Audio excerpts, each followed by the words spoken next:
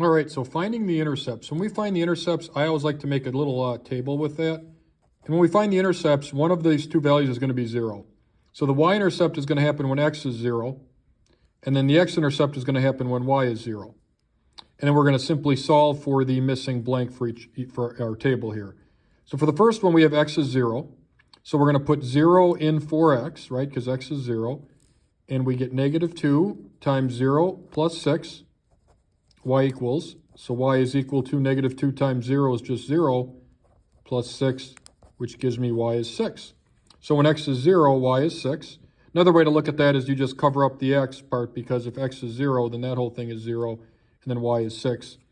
And then what we're going to do is we're going to find the x-intercept, So that happens when y is 0. So we're going to put 0 in for y, and then we get 0 is equal to negative 2x plus 6.